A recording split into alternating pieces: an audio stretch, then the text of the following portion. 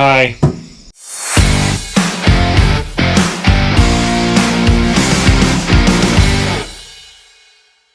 I'm button holder this morning. I think last night this pivot, after my brother changed the U-joint in it and it was stuck in a hole, it moved probably another 16 inches, 18, and then it got stuck again. So we're out here digging it out again. Luckily, he's helping me out and doing the manual work while I'm holding the pivot button while moving it. Okay, now you can go forward. Maybe speed it up now.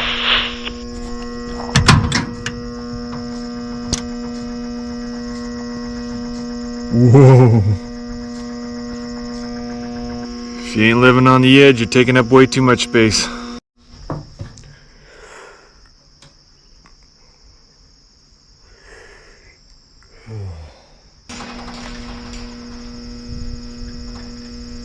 Okay, it's out. You can turn the water on.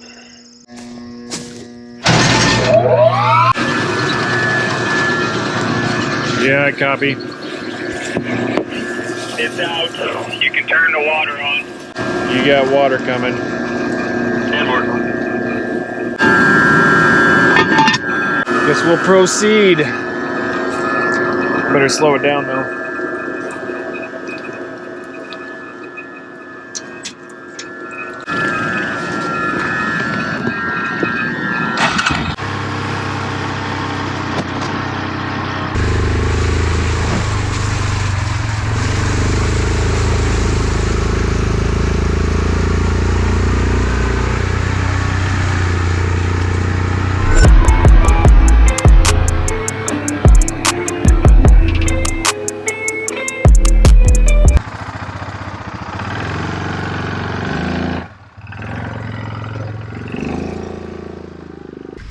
I didn't even know it shut off till I woke up this morning. I did last night. I was like, I was like, what? It's like, well, maybe the accents ain't working. that's what I always hope every time. Oh, maybe it's just the exit. So I seen it.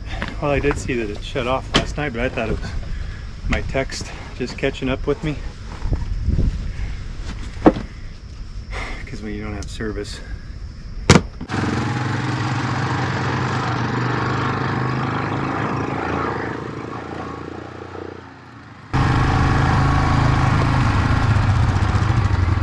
Since it kind of threw off my morning plans on how I usually set the gravity first and then come out here, I might as well start the pivots that I wanted to start today down here, and I'll go back, kind of reverse order this thing.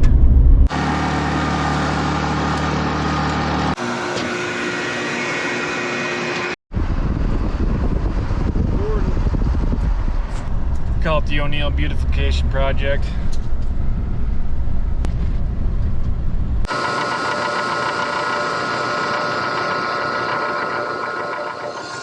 That was the dripper I put in last time. I haven't really touched it since then, still clockwork.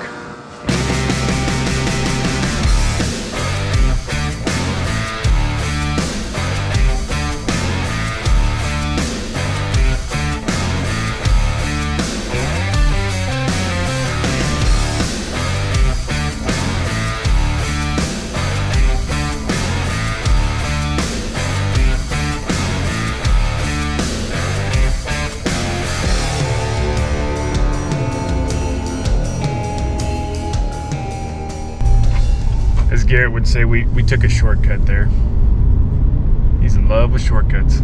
Well, good morning. Today we're gonna start this well, this gravity well, for the last time for this year. Do one more set across the whole field, call this one good. So you kind of know what we do here already if you've seen any of the last videos, so I'm just gonna roll it out so I don't have to hold this camera all the time.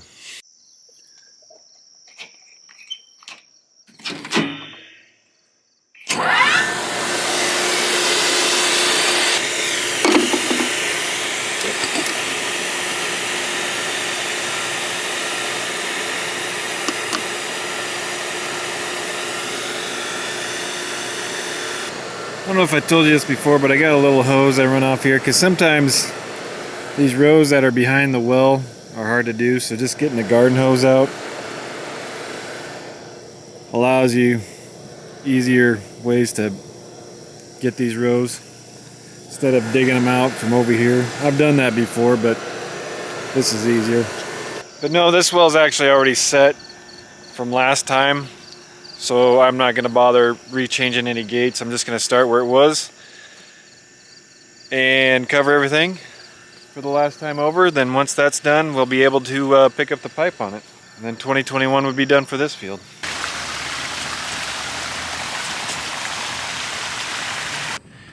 Head into the shop here, kind of show you what we've been up to since I kind of been on a nice little sabbatical for a while. I don't know if you'd call that a sabbatical. Haven't made a video in a while.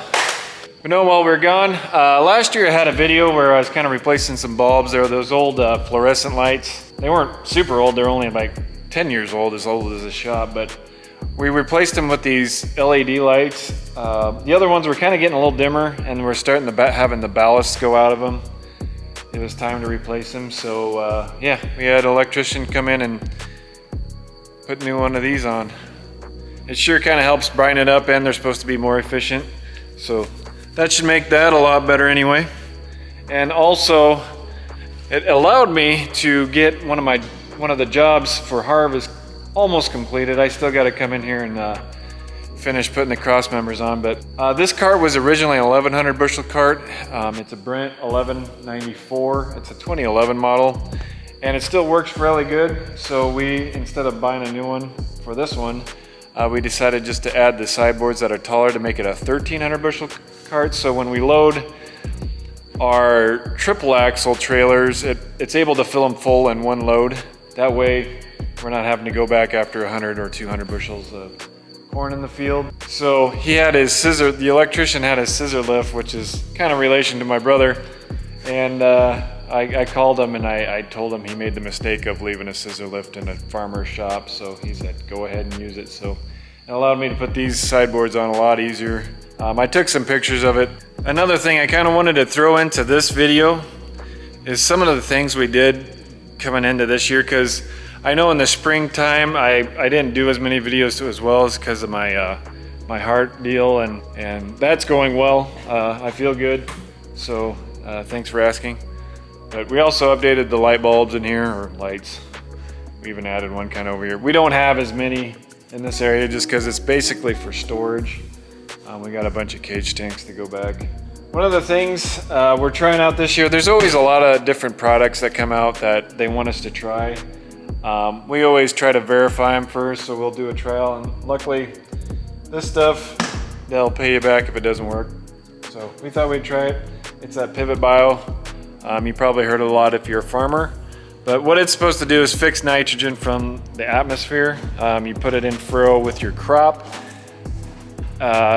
Correct me if I'm wrong, but it's somehow supposed to be able to pull nitrogen in from the atmosphere with its microbes and all that stuff. If you're interested, look it up. Don't take my word for it. We're trying some of that out just to see if stuff like that works. You're probably gonna think, these guys still have their planter on? Yeah, we do. We gotta rip that thing off still.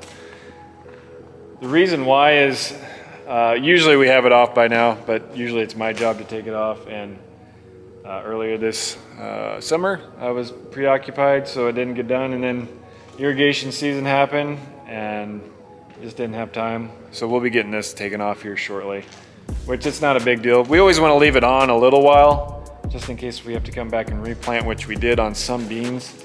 It's just nice not having to put a planter back on and off, but it kind of got stuck on, and then you get busy irrigating in the summertime, and that's kind of the last thing you want to do is come do all this. But this doesn't take too long, unhook.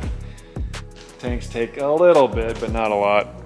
Also to note, where was it? Yeah, okay. So somebody from Copperhead Ag he must have caught wind of how I was talking about these and the bearing issue. I don't know if you remember from earlier planting video, but I was talking about how they make some. Well, he must have heard of it because he sent me some and we tried them out, or I put them on one row, and it's up there. So I appreciate him sending me a few to try out. I put them on. They work great. They don't flex like any other, like these. You know, even if they're perfect, they're gonna move a little bit. Where being on that bearing, it doesn't move at all. So if that's something that you're trying to fix, I would definitely recommend those. Pretty much a new tailpiece again, if not new and improved. Nope, this one's Tom's machine. Mine's down at the John Deere place. It's getting fixed up. It just had a few little things to get done.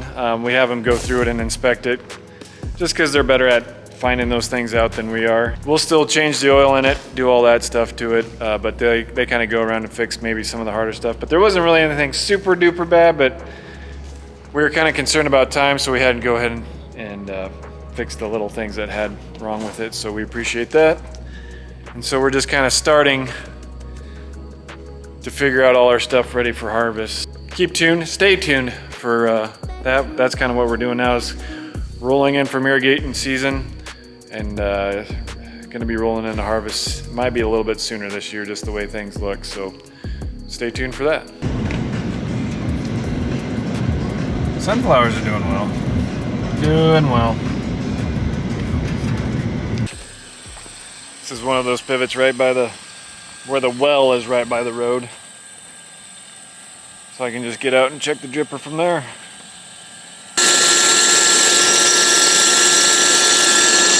So kind of on these last few turns that we do with the pivot, it's a good practice to start writing down the visual things you see that are wrong with it. Like this one's got a few gaskets that are going bad in it, and I think they're gonna all be replaced this winter on this one, so maybe that's not important, but like they're flange gaskets, that's why this one's got geysers on it. So that's kind of typically what I'm doing on these last few rounds, is starting to write down the visual things that we know we need to fix. Obviously you can't see them all, but at least the ones you can kind of see from the road are easily noticed. That way you don't miss them. That way next year when you go out there to start them up, or when you service them, you know what you gotta kind of fix anyway. Not sure if you can see them on this camera, but there's a few little geysers that I was talking about. Here's one just coming along the road. So this is kind of a dryland corner right here. For those of you new to the channel or haven't seen it before, we farm in central Nebraska, where we have all irrigation. Pretty much every field we have is irrigated. We do have dryland corners on a lot of our pivots. I take that back. We have like 1 or 2 dryland fields. And they don't do bad, but we always have to plant them at a thinner rate than normal because we just don't get the rainfall like they do back east. Gonna walk out here, grab a ear off the corn. Just kind of show you guys where we're at. You always want to try to be as random as possible.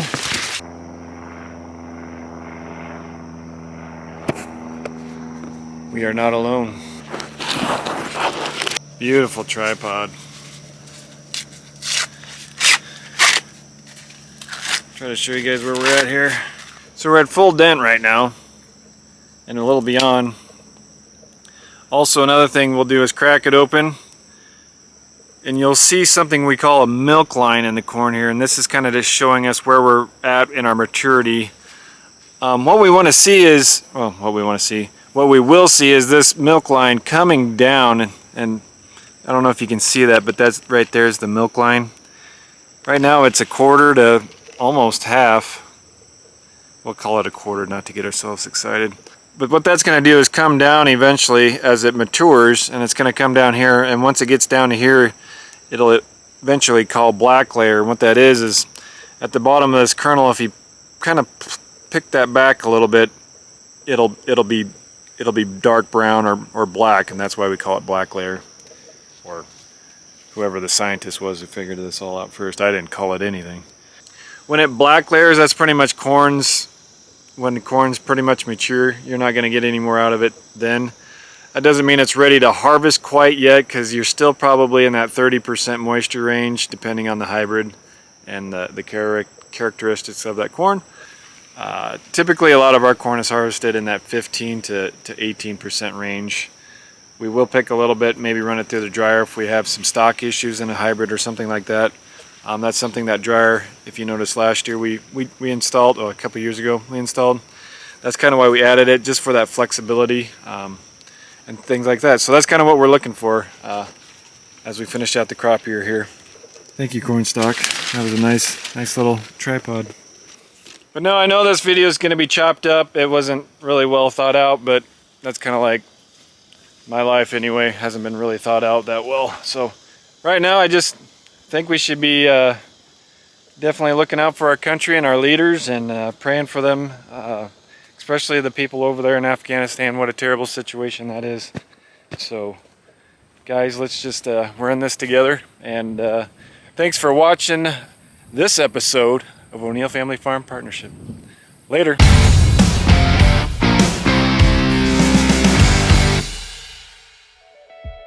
If this song doesn't fit 2021 irrigating season.